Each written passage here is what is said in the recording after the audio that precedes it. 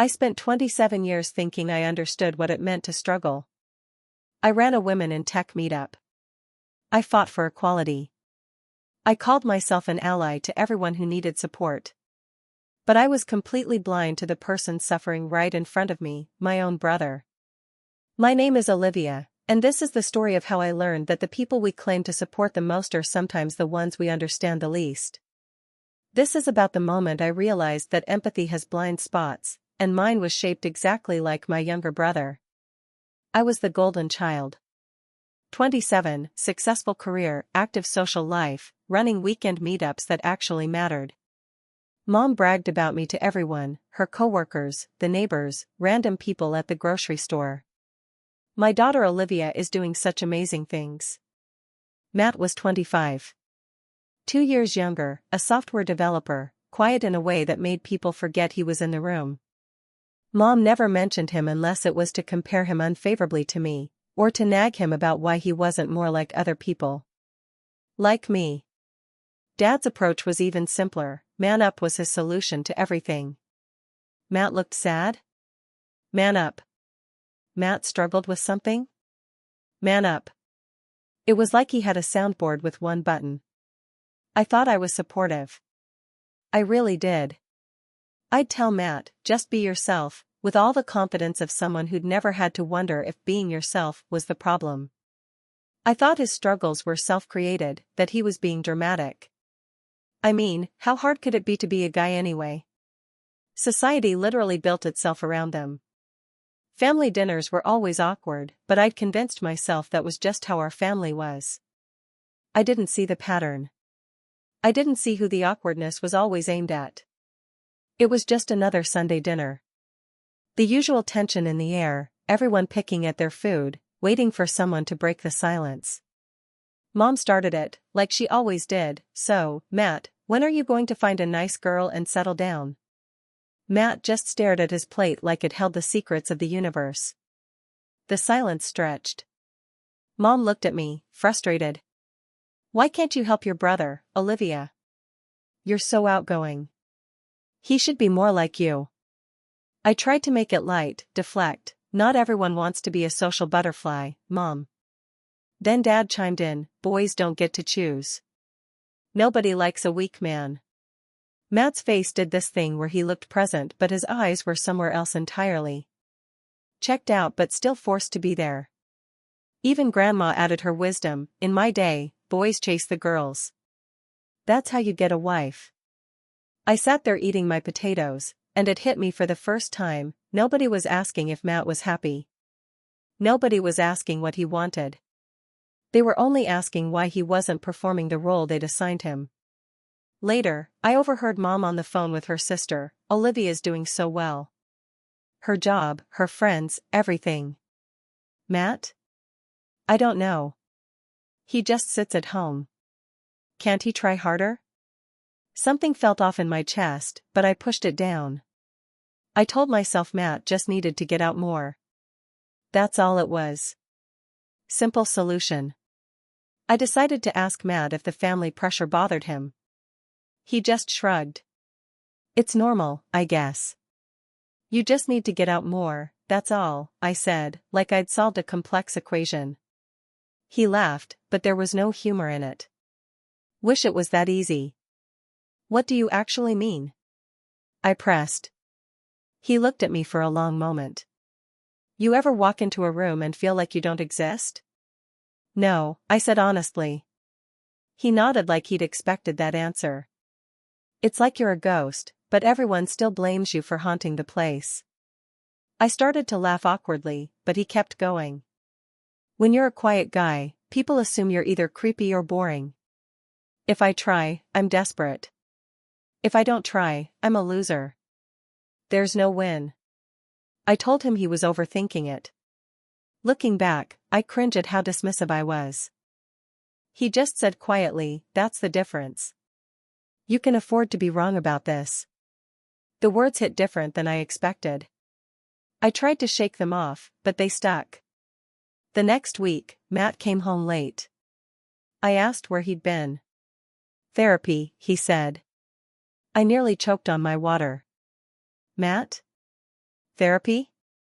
He'd never talked about feelings, let alone gotten professional help. Why? I asked. He shrugged. Didn't really have anyone else to talk to. Feels like no one cares if you're a guy struggling. Can't tell if he's serious or just being mopey. I pressed him. Is it really that bad? He didn't answer, which was answer enough. I decided I needed to see this for myself. I told him I'd come to his next session. We showed up to his therapist's office the following week. She was this tired-looking woman in her 50s, with kind eyes that had clearly seen everything. She asked why I was there. I said I was just there for support. Matt sat across from her, fidgeting with his hands, staring at the floor. She asked him to describe his week. The routine he described was devastating in its monotony. Wake up, go to work, code all day, come home, eat alone, play games, sleep. Repeat. He mentioned he hadn't had a date in over 2 years. The only women who messaged him were bots or scams. The therapist nodded like this was something she heard constantly. That's unfortunately very common these days for young men. I jumped in. Aren't there more opportunities for men than ever? She sighed, and I could see years of similar conversations in that sigh. There's a silent epidemic for men your brother's age. Loneliness, lack of validation, never being chosen, always being blamed. Matt admitted he didn't even try anymore. Every attempt just ends in ghosting, being ignored, or worse, group chat humiliation. The therapist turned to me. When was the last time you were told you weren't good enough just for existing? I couldn't answer. The question itself felt foreign. Men are told to be silent and strong, but nobody ever checks if they're okay, she said. Matt looked at me then, didn't say a word. I couldn't look him in the eye. Something in my chest was cracking open, and I didn't like the feeling. I left the session feeling sick, like I'd seen something I could never unsee. Walking out of the therapist's office, I kept glancing at Matt. I wanted to ask 100 questions but didn't know where to start. He was looking at the pavement like it was more interesting than anything else on earth. You've never told me all that before, I said. Nobody ever asks, he replied. Gut punch. Direct hit. I tried to move past it. We grabbed food at a diner. The waitress came to take our order, all smiles. She came back twice to flirt with this tall guy at the next table, leaning over to touch his arm, laughing at his jokes. When Matt needed a drink refill, she barely looked at him, just topped off his glass while maintaining eye contact with the tall guy. The bill came. Matt tipped her 20%. Why? I asked. She basically ignored you. She's probably just tired, he said. I realized I would have left nothing, maybe even complained, if someone had treated me like that. But Matt just accepted it as normal. A couple days later, I stopped by Matt's office to grab lunch.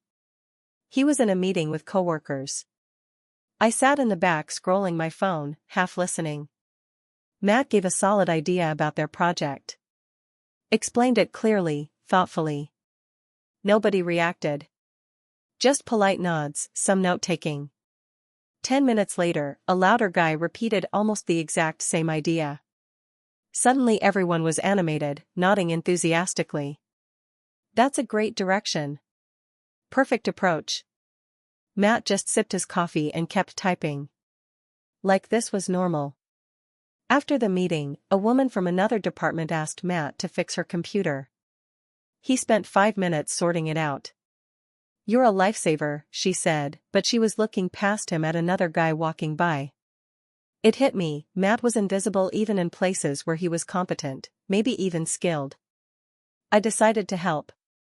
I was going to introduce Matt to my friend group, give him a real chance with women who knew him through me. Surely that would make a difference. I invited him to a party. He looked terrified but agreed. Party night. All my friends were there, mostly women, a couple of funny guys who played guitar and flirted with everyone. I introduced Matt, talked up his interests, gaming, movies, coding. My friends all said, "Oh, cool, then immediately pivoted back to their own dating drama. Matt spent the next hour in the kitchen, nursing a soda, checking his phone. Nobody asked him a single question about himself. One girl needed help with her car Bluetooth. Matt fixed it in 2 minutes. She thanked him and walked off to continue her conversation with someone else. Later, he helped someone with their Wi-Fi. Same result. I overheard my friends talking, he's sweet, but just not boyfriend material, you know? Guys like that are backups, not actual dates. Another friend, Olivia's brother is cute, but way too quiet. He's not even trying. I realized with horror that they literally only noticed him when they needed something fixed. He was tech support, not a person. The next day, I scrolled through Instagram stories. Everyone had posted photos from the party, selfies with the funny guys, with the guitarist, even with my roommate's dog. Matt wasn't in a single photo.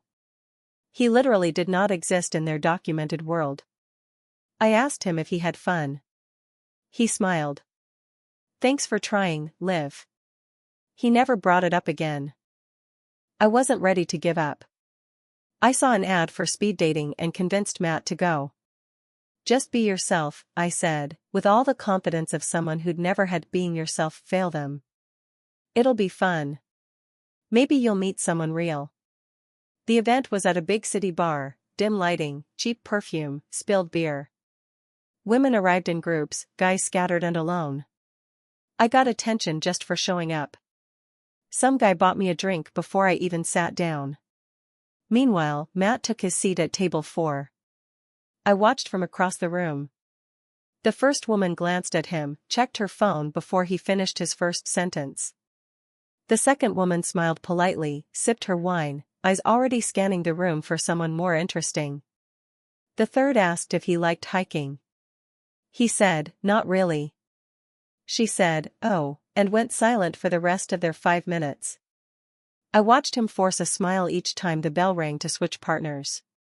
Watched him try to engage, to be interesting, to connect. And watched him fail every single time, not because he did anything wrong, but because he wasn't enough. He wasn't tall enough, loud enough, exciting enough. During the break, I overheard women chatting, that guy in the blue shirt, he's okay, but more forgettable than anything. They were talking about Matt.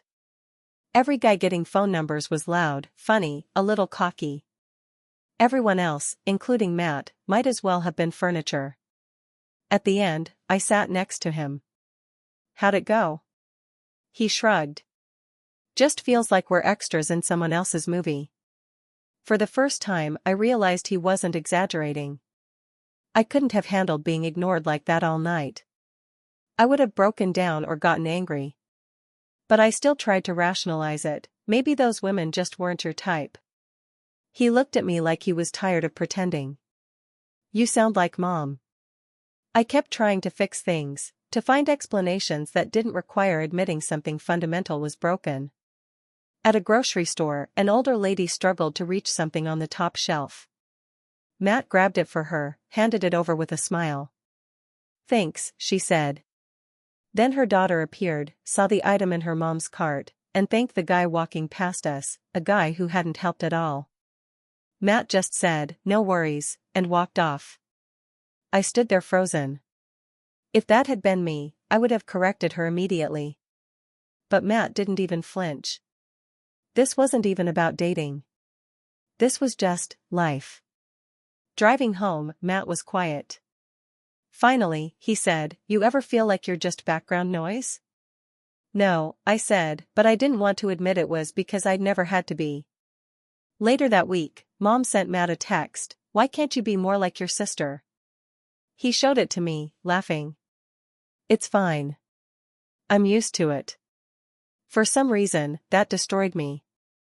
I tried to imagine being told every day that I was failing just for existing. I realized I'd break within a week. I invited Matt's friends over for game night, wanting to understand them better. They were all nice, polite, kind of shy. They talked about video games, movies, gym routines. Not one tried to flirt with my friends.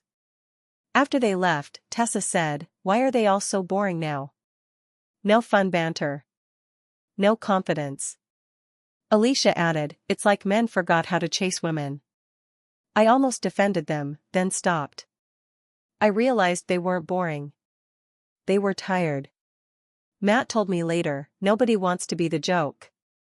It's easier not to try than to risk being laughed at. I thought about all the times I'd screenshot cringe DMs to share with my group chat, laughing at guys who tried too hard.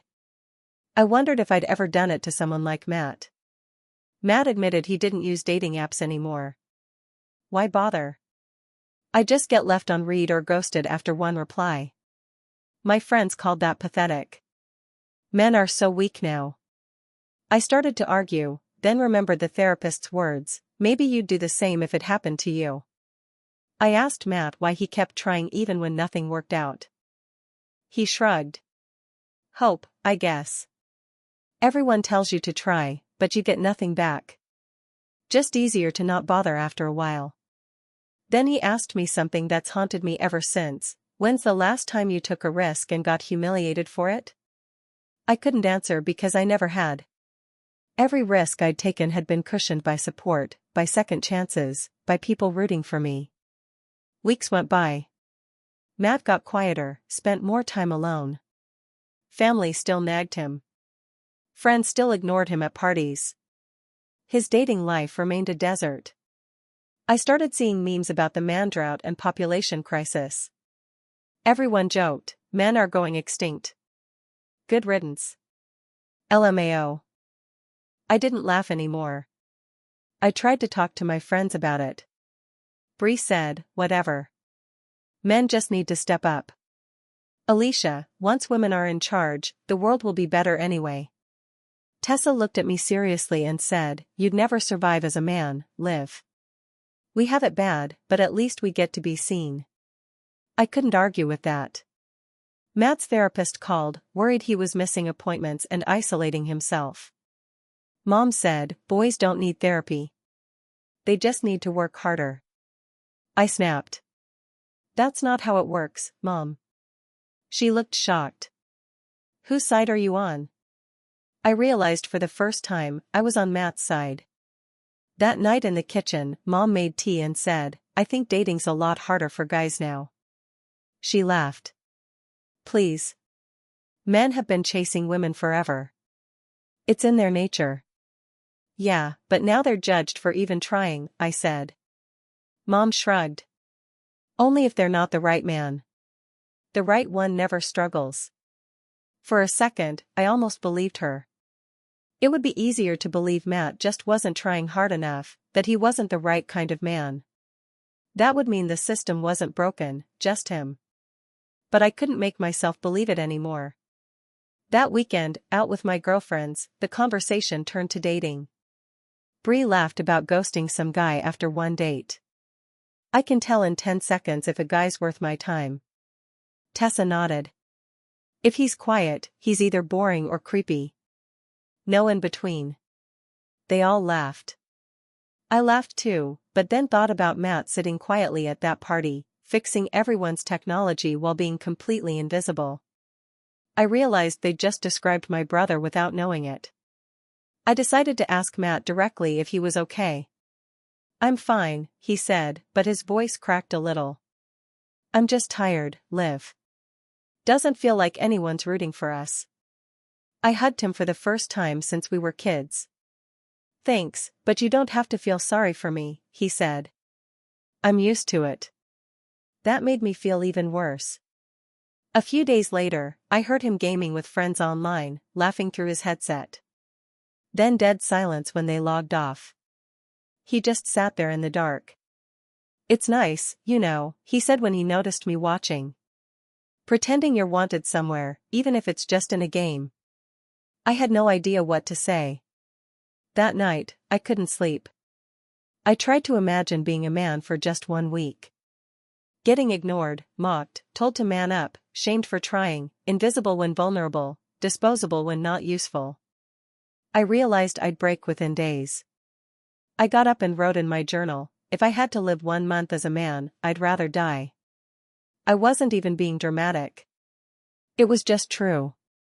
The next family dinner, Mom asked me for the first time, "So, Olivia, when are you settling down?" I said, "Maybe I'll just go solo for life. Seems easier." Matt smiled for the first time in months. I realized I'd had it easy my whole life. I wouldn't last a day as a man. Not even one. I'm proud of my brother now for surviving in a world that wants him invisible. Next time someone says men have it easy, I'll actually speak up. But here's what I'm still wrestling with. I look at Matt, getting quieter and more isolated every week. I see his friends doing the same. I hear women my age complaining there are no good men left. And I wonder if we created this. If books and articles and social media posts teaching women to demand perfection and accept nothing less have broken something fundamental. I don't have the answers. I just know that my brother is a good person suffering in plain sight, and for 27 years, I didn't see it. Maybe the revolution we need isn't about raising standards higher. Maybe it's about seeing the people already in front of us, and choosing connection over perfection. That's what I'm learning, anyway. What about you? Have you ever been blind to someone's struggle because it didn't look like your own? Let me know in the comments, and subscribe for more stories about the things we don't want to see.